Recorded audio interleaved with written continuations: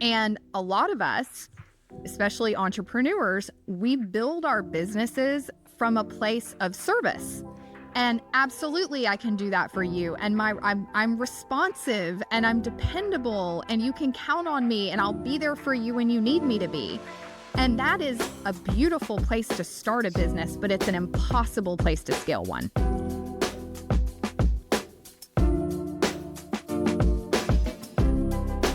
Hello, my name is Thompson, and welcome to another episode of High Octane Leadership. Burnout's not just a wellness problem, but it's a business risk. And what actually happens when you take a company to the next level on paper, but you lose some of what makes you special and unique in the process? And I am really encouraged to have our next guest here who's built a phenomenal business, but experienced some of these things firsthand, and now is going to help walk us through how we can do better, be better, but also keep our sanity and our wellness and our mental health all in check. So welcome to the show, Lacey Newman. Thank you so much for having me. I've been really looking forward to this conversation as well. One of the things, Lacey, and I want to dive in because this is a really important topic. When we think about every leader has two scoreboards, the one everyone sees, the numbers, the rankings, the P&L statement, all of those things. And we are financially driven in our market, in our country, our economy, but also mental health and mental wellness is something that is more in the public domain as a discussion. And I want to give you space to tell us a little bit about your story and how you came to this moment where you're now counseling and coaching leaders and how to really get the best of both worlds, right? How to build a great business, but not lose yourself in the process. So why don't you share a little bit about your journey and how we got to this moment? Absolutely. So my story is that I got into my career back in 2005. I started selling real estate. I didn't have children at the time. I thought, I don't know if anybody remembers anything. I'm dating myself here, but I don't know if anybody remembers much about the 2005 housing market, but at least in Nashville and pretty much everywhere else in the country that I recall, it was hot. It was hot. It was right before the recession. And so I got into real estate like so many other people do, where I'm like, this looks fun and easy. And I quickly realized it was neither fun nor easy, especially when the recession hit. And then I had two small children. And so honestly, the first time I stepped away from my business, I wouldn't even honestly consider it a burnout. I would almost more consider it a failure to launch, because I was struggling with what so many other people in that age group struggle with, especially women, where we're like, I don't know how to run a business and be a mom of small kids. It was really hard. And I felt like a total failure. When I was with my children, I felt like I was neglecting my business. When I was focusing on my business, I felt like I was neglecting my kids. It just was this internal turmoil that, of course, I completely embodied and owned and felt like was a me problem. And so I just assumed, hey, I'm not cut out for this. Well, fast forward a few years later, I end up coming back into the real estate market. My children are 3 and 5. I had gotten divorced. I, for lack of a better term, had my back against the wall. I really didn't have a choice. And so when I came back into my business, I had a completely different energy. I mean, failure was not an option at this point. I had to make a substantial income, and I refused to allow the things that had made me feel so badly about myself as a mom and business owner. I had to figure out a way through that. And so when I came back into the business, this was about 2014 at the time, I knew that I had to do it a completely different way. So then over the next decade, I succeeded in building this big, beautiful business. We built a team that has crossed over $1 billion in residential real estate sales. And it's a small team, by the way, which now runs completely without me. I'm so proud of it. But I also got to the point in my life, I'm now in my mid-40s, where I said, I'm ready to do something different. If I look at 20 more years of really great career growth in front of me, what do I really want to do now? So my first pivot was kind of born out of, I would say it was born out of a struggle to figure out how. My second pivot has been born out of, well, I did it, it worked, And even though I built something big and beautiful and amazing, it's okay to want something different now. That is really powerful. I'll make a statement, and then I want to ask another question to lead us along here. You mentioned especially women, Yes. right? And I want to seize on that and not to push against it, but to explore it a little bit more, Sure. right? Because one of the things that as a male entrepreneur, I don't think about success and work and guilt in the same way, Right. right? It doesn't mean I don't have it at all. It just means it's not something that slows me down, right? My purpose: go out, hunt, kill, bring food home for family, right? Yes. Like, and this is what I do. How do you think women should start to think about and unpack that tension and conflict that you described? Well, and I don't want to put should on anybody. Okay. Sure. So I'll only speak to like my own experience about this. But what I've experienced and what I hear from so many women is that we carry the mental load. And I don't know if it's societal conditioning. I don't know if it's the way we're wired. I'm not a psychologist, but I know in real life, in my own lived experience, and so many women that I know, we carry the mental load whether we want to or not. These women are building big businesses. They work really hard. A lot of them are significant, if not the biggest breadwinners in their family, yet they're also the default parent. And so what I see is a lot of women putting their businesses on hold in the summer months.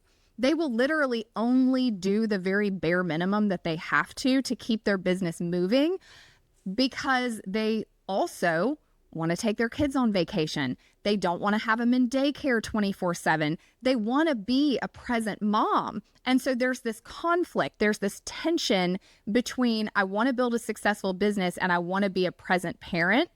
And I think that, I can't speak from the man's position. I can only speak from the woman's position, but it's a very real internal struggle that we face. I think it's something that I've certainly observed. And when I talk with my wife, who is a entrepreneur and a business executive in her own right, my sister, my mom, I hear a lot of the same elements. Let's go back to you specifically in that tough decision to now step away and Yes. reflect and regroup. Unpack a little bit about that thought process, the turning point, and some of the things that you've learned and that you now teach. Absolutely. So I realized after a very long time that being successful at something and being meant to do it are two very different things. And I spent 20 years building a really successful real estate business. I made a lot of money. I was the go-to luxury agent in my market. I had a wonderful team. I mean, everything on paper was of my dreams. I mean, really. But I still had this feeling inside myself of, I don't think this is really it for me. And it was something that I really had to listen to, because I realized that for myself, living in hypervigilance, which is what people in real estate and people, I'm not pigeonholing only real estate agents, but people that are, lots of solopreneurs, lots of entrepreneurs, we all wear every hat. We are the operator of our business. We are on 24/7. We are the job. And living in that hypervigilance mode was honestly kind of making me sick. It never allowed my nervous system to rest. It kept me in reactive mode all the time. It became, busyness became something that I wore as a badge of honor. I liked the fact that I was so capable and that everyone came to me for the answers. But you can only do that for so long before you start getting really exhausted by it. And I want to add to that, from my own experience, you're not as sharp as you think. Completely. Right. And what the facade from kind of the hustle culture is, we lose sight that we're really corporate athletes. And this is beyond gender. This is high performers. Absolutely. And so those of us that are high performers, right, we have to realize that rest, we have to realize that resetting is a part of performing at a high level for a longer period of time, right? And it took me over the last 10 years, I've really had to think, what does that mean for me? And I was talking to a young entrepreneur this morning that I mentor, and he was talking about vacation and different things. I no longer work as hard as I used to on weekends. I still work a lot. I have several businesses, a full-time job, all the things, but I don't work the same way on weekends that I used to. So now, given my past, every weekend's a mini vacation.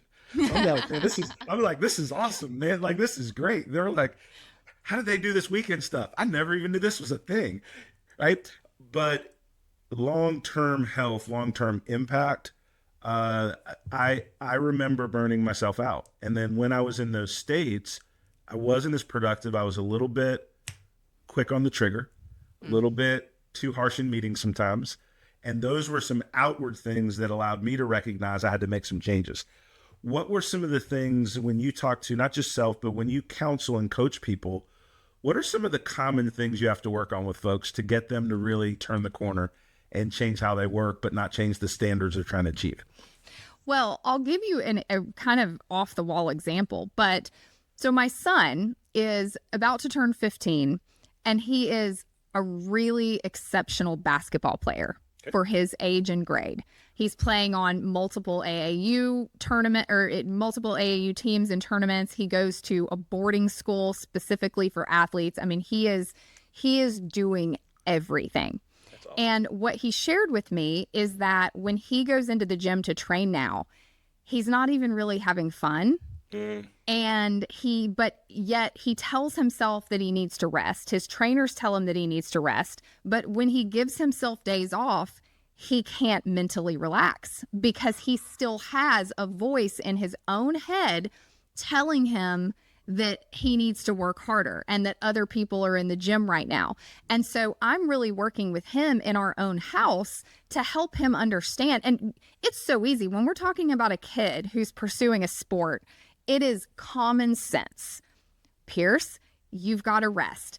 Do you think that your basketball idols, do you think rest is an important part of their job in the NBA? Absolutely. Okay, well then why do you not think that you get to have that rest too? Why is it not as important for you? I mean, it's so easy to see in a child who's pursuing a sport.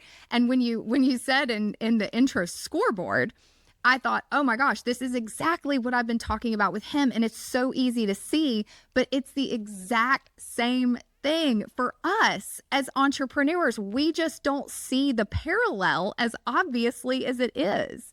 And so that's what it really is it is this, maybe it's the man or woman who sits down on the couch at the end of the day and wants to have a conversation with their spouse or just watch some TV, but they can't leave their phone on the table for more than 90 seconds without picking it up and checking it again.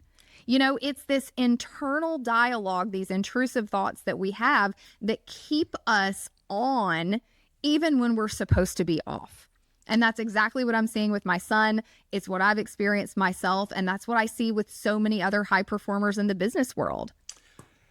When someone approaches you and they need help, support, coaching, what does that relationship look like? Because there's a lot of there's life coaching, there's business coaching, there's business advisory. And we kind of throw terms out there, but they may mean different things to folks in the audience. What does it mean to engage with you? And what are some of the things you share in terms of the process that you help people get to their next level? So the number one thing that I hear from the people that I work with is I don't have enough time. That's the thing I hear the most. I feel like that's where every conversation starts, which to me means I've got more on my to-do list than my capacity to handle it. But what I get to the root of really quickly with people, number one is no one ever finds time. You have to make time. And so making any sort of choice, any sort of change in your business, it's an inside job first. And so really it's cutting out the excuse of I don't have enough time and go, okay, where are you going to make the time to do the things that you say are a priority for your business? And so that's really where the conversation starts often.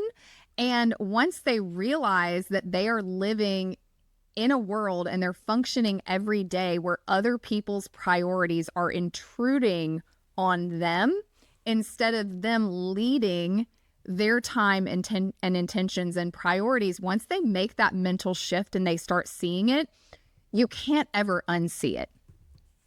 And it takes some time. I mean, I was talking to one of my clients yesterday, and she was talking about how she used to very much work in her business all the time. And she had these moments every now and then. She would have these just moments of brilliance where she truly felt like the CEO who was in control of the time and was truly leading her business the way she wanted. And over the course of the time that we've worked together, everything has shifted. Now she is so solid in her role as the CEO that she's now become allergic to when other people start pulling her priorities away. And so on our call yesterday, she came to me and she was like, I am getting upset. It is bothering me when I have to get pulled back into these pieces of the business that I've put down, that I've delegated. It's causing me all this stress and anxiety. And I said, yeah, that's because your identity has changed. And now when you get pulled back into the old way, your body rejects it. It makes you mad.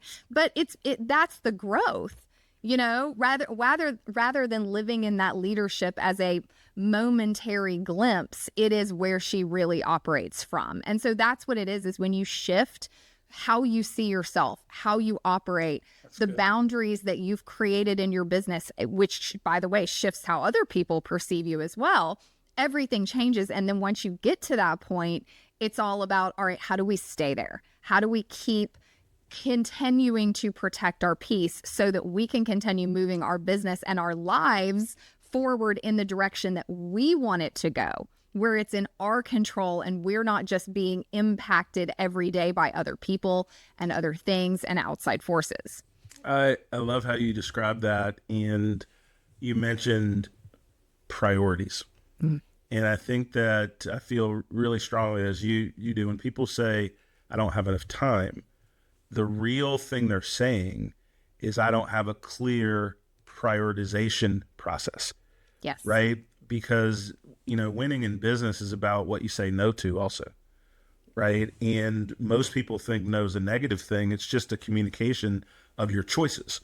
Right? And I was talking to a very successful business leader, and this was many years ago, but I remember writing notes on a napkin in a cocktail party.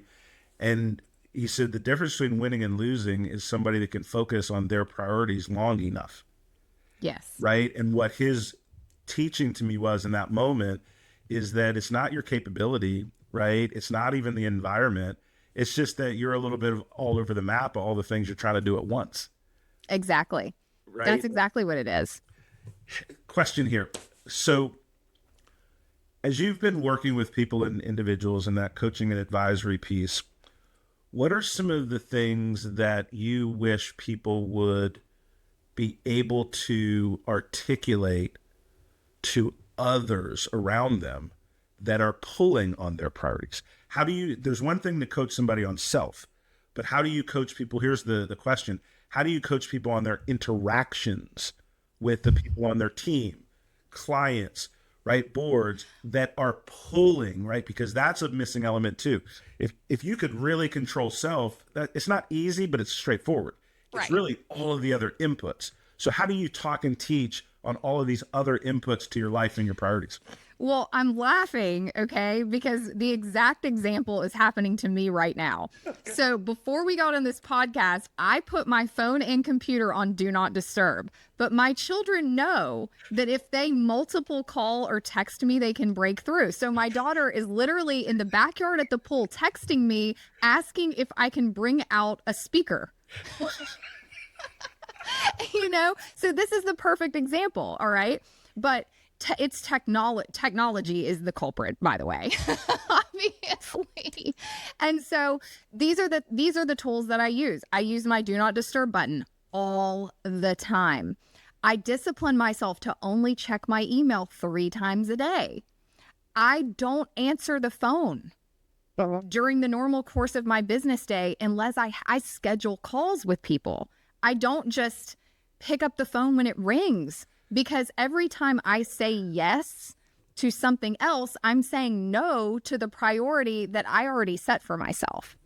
And so, there are little technology hacks that are necessary, like the do not disturb button. And I probably should have a specific one for podcasts that won't even let my kids come through. But, normally that's the appropriate boundary as a parent of children. But it's disciplining yourself. I mean, that's where it has to start. But here's what makes it so hard, because everyone knows that you can do these things. But what keeps us from doing it more often than not is the fear of disappointing other people. And a lot of us, especially entrepreneurs, we build our businesses from a place of service. And absolutely, I can do that for you. And I'm responsive and I'm dependable and you can count on me and I'll be there for you when you need me to be. And that is a beautiful place to start a business, but it's an impossible place to scale one. Stop there just for a second. Pause. That's good stuff, right? Because you basically said that's a great way to start a business, but you can't scale one. No. Right? And most people, and I want to seize on this comment, don't understand the time horizons of a business. So the way you act and achieve when you get your first 10 clients is very different than the 20th, 30th, and 50th, yes. Right? Where you need to have process and scale and different things.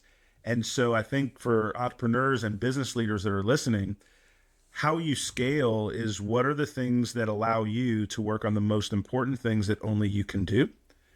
And then how do you bring on team members or partners, right? You could be a solopreneur, but you'll have partners, people to help you with different aspects.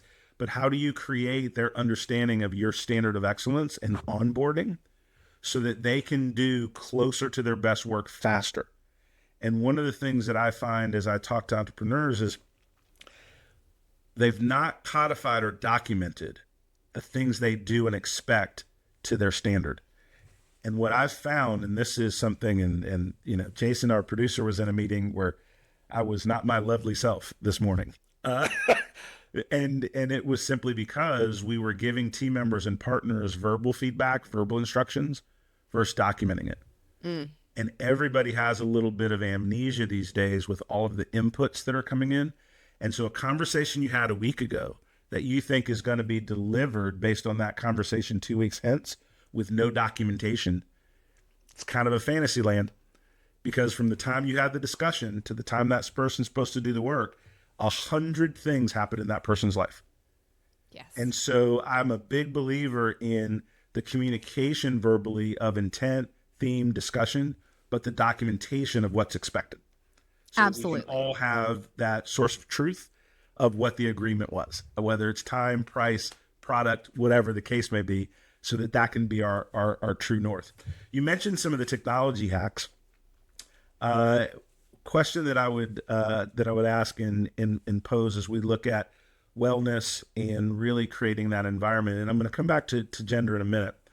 I'm going to give an example that I use and I want you to comment on it. Okay. Because I work with a lot of women leaders, and really by default, I don't know how it happened, but a lot of my coaching clients are women leaders as well. So I had a coaching client that was talking about being overwhelmed, the anxiety, the stress, all the different things.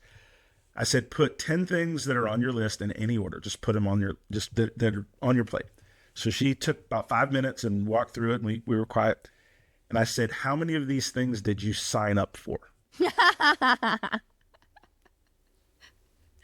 Oh, I mean, okay, there's my reaction. Laughing out loud. Okay, yes, no, probably not any of it. and that's the thing, and I will say, I do think this is a woman thing. And you can say that. I need you to say that. I can't say that. Yes, it's a woman thing. Like, why do we do that? I don't know. I mean, yes, we say yes. And I'll tell you, my mom is 78 years old. She lives half the year up in this tiny little place in North Carolina, up on a ridge north of Asheville, and they have the most precious little community. It's called Little Switzerland. I mean, it's the cutest place you've ever seen in your life. And they have this great community. it's all mostly people who are about her age, and they've got the church and they've got the little cafe and the inn and the golf course, and it's just absolutely precious. And they keep trying to rope my mother into things, being on the flower guild at the church and being into this and being into that. And my mom's like, no. And they're like, why not? And she's like, it's just no.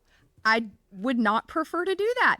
And she is such a rarity because, and then she's got one of her best friends who is one of her neighbors, and Annabelle gets pulled into everything. She is on every board. She's in charge of everything. She's involved with, and Mom said, I will come help you when I feel like it, but I'm not signing up to go do it.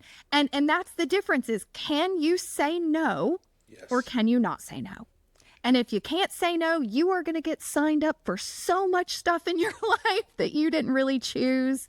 And that's what it boils down to. And that the ability to say no, it's hard. Yeah. It's a hard thing for us to do because we want to be caring. We want to be servant leaders. We want to say yes to everything. I mean, I know all this. I coach people on this and I still overcommit myself, but it's because I want to do it all, but I can't do it all.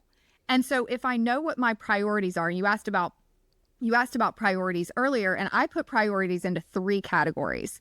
So I put out, I think your very most important are your purposeful priorities. Okay. Your purposeful priorities are, who do I want to be? Who do I want to be in life?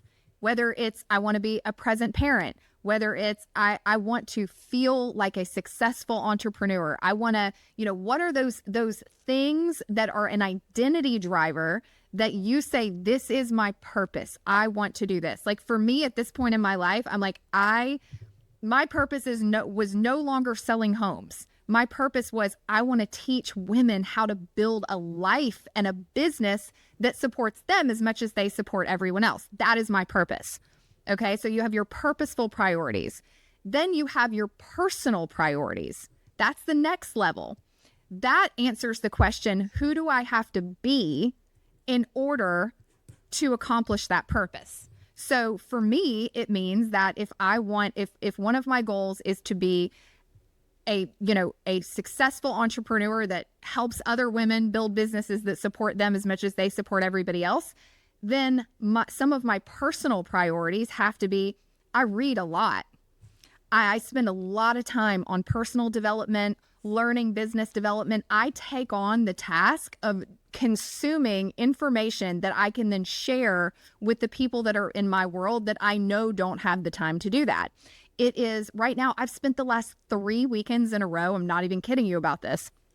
The last 3 weekends in a row, the new term is Claude maxing, which is where me and my computer and Claude have spent hours upon hours upon hours, because I know that right now the highest and best use of my time is figuring out how AI can support me in my business to help us not only create more efficiencies, but create more peace and ease. I mean, this is the answer to so many needs on so many levels. And so my best use of my time right now is learning it really well so I can share it with the people who need it, who don't have the time to go do what I'm doing.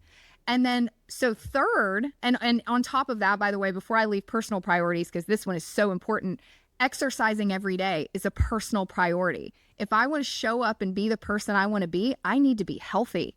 I need to have energy. I need to feel good. I need to get good sleep. So all of that goes into layer 2. And then the bottom layer are my professional priorities. So the email that needs to be responded to, the conversation that needs to happen, those actually are at the bottom of my list. And it doesn't mean that they're not getting done, and it doesn't mean that they're not important, but most people have the whole thing upside down. They focus on what's in front of them, what's in their inbox, what happens when the phone rings, what other people's needs are for them.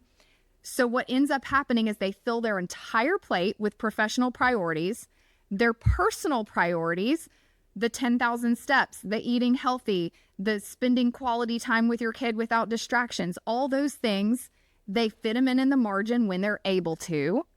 And then they don't even get a chance to ask what their actual purposeful priorities are. I mean, if I asked 10 people I know, what are your purposeful priorities? They would often look at me like I was crazy. Like, it's not something most people have the luxury of even considering, but we all can. Right. It's just a matter of which angle are you coming from? And so if you start with the if you start with the purposeful, then go to the personal, then all of the professional priorities serve those. I love that. So all of those things, just wonderfully stated.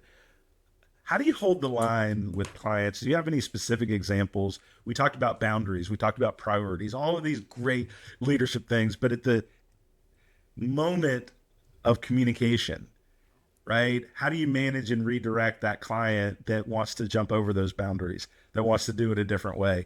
Give us some examples or some wisdom on how do we put some of these elements into real practice. This is a great question. And I will start out with a disclaimer of there are always going to be those people that it doesn't matter what you do, they're still going to trample boundaries. Okay. So those people exist. But what I've experienced is that it really begins with your leadership. You teach people how to treat you. Okay. So when I decided in my business that I was not going to be the person who picks up the phone every time it rings, I had to essentially train my clients to schedule a call with me instead, which was a huge shift from the way that, I mean, I'm available like a 24-hour Waffle House sign, you know? I mean, I was like, that was what I thought my value was for the longest time, was my availability and my responsiveness. And as my business scaled, as I grew, I had to shift that. So what did I do? Did I send out an email and let everyone know from now on, if you wanted to talk to me, you needed to book a call? Of course not. Everyone would have thought I was crazy. Instead, I led by example. So what I stopped doing is I stopped calling my clients. Instead, I would send them a message and I'd say, hey, I'd really love to schedule a time to speak with you. When are you available? And they didn't even know I was doing it. They didn't perceive the shift. But because I never randomly called them out of the blue, I always respected their time and calendar enough to say, hey, I'd like to schedule a call. When can we do that? They began mirroring that back to me without even realizing it. And then the other one that I really love is, instead of saying, if we're going to have a conversation, instead of saying, hey, when are you available? Because what they're going to say is definitely going to be in the middle of my son's basketball game. Just Murphy's Law. It's always going to be and then I'm going to twist myself into a pretzel and I'm going to negotiate with myself. You know, should I take this call or should I tell them? And then it's this whole awkward thing. So instead, I started leadership, leading the conversation. Donald, would 2 or 4 on Wednesday work better for you? Yep. You're not upset about that. You're like, let me see. And people, the person who makes the offer first is setting the frame of the time. And the other person naturally, without any sort of resistance, tries to accommodate. And so if I said, if you came to me and you said, hey, we need to have this important meeting, Lacey, and I said, great, does 2 or 4 on Wednesday work? And you have a dentist appointment at 2, you might be like, you know what? I haven't been in that dentist in 6 months anyway, and I didn't really want to go, so I'm just going to cancel it. But we negotiate with ourselves. That's when right. someone asks first, we negotiate with ourselves. So be the person who leads, not the person who's negotiating with yourself. And no one's upset about this. When you set boundaries proactively, they are truly perceived more professionally. Your value is perceived at a higher level. And that's the thing that is, when you're shifting, when you're going from a solopreneur into trying to scale a business, your value can no longer be your own personal physical capacity. It has to be more than that. And so this is a shift, and people aren't upset about it if you do it on the front end. Nobody likes it when you go to try to change things after the fact. It puts people on the defensive. But if you do it up front, it's not a big deal. I think you are describing things that people can do, that people probably have not thought about, right? And a lot of our ability to change the way we work, the results that we achieve, are in our control. But one of the things that I'm a big proponent of coaches is because they give me the ability when I'm working with a coach. I am a coach and I work with a coach time to time. What am I missing? Right. And that's the question that, people ask all the time, what keeps you up at night and all of these questions. And I was like, the thing that I'm concerned about in winning in the marketplace is something I could control or take advantage of, that I missed that opportunity because I was unaware. I was looking at the picture incorrectly. And so when I've worked with coaches, they always have given me insights of things that I can do, but I didn't see in the right way. And therefore I wasn't. Right. And I think that's really, really important. So as we land the plane for our conversation, let me ask this. What would you like to share with our audience about you, your team, your coaching that I haven't given you space to ask? What would you like to share as we land the plane on our conversation? Absolutely. So as we were talking about a few minutes ago, AI has been kind of the answer to my prayers in a lot of ways, because as a woman whose capacity has been maxed out more times than I can count, I'm always asking, how can I do things? It's not just about being more productive, hustling harder. It's about where can I create more margin in my life? And let me go into this saying, I am not a tech whiz or an AI expert. I am a mom and a solo founder who has spent a heck of a lot of time right now learning this and implementing things into my business in real time that are creating more margin, more peace, my ability to focus more on the things that are important to me. And so I'm going to be sharing some of those things in this workshop that I'm doing here coming up soon. So if anybody's interested, it's called AI for Ambitious Women. And Awesome. if anybody would love to it's totally free. If anybody wants to come as my guest, I would love to have you. I'll send you the links if you want to throw it in the show notes, or anybody can just DM me on Instagram at Hey Lacey Newman, and I would be happy to send you the link to come on that day. It's going to be on August 25th, and it's going to be great. Oh, fantastic. And I love that. AI for Ambitious Women. I love that very much. And thank you so much for sharing that with our team. And we'll make sure to get that in the show notes and then also help co-promote that. Sounds like a wonderful event. Thank you so much. Thank you for joining us on High Octane Leadership with Donald Thompson.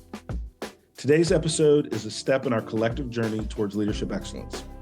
Remember, every story we share and every insight we gain is a piece in the puzzle of our leadership journey. For more insight and detail, hit the subscribe button so that we can stay connected. For deeper information and more episodes, go to donaldthompson.com. Continue to lead with vision and purpose, and until we meet again, embrace your role as a high-octane leader in the ever-evolving world of business.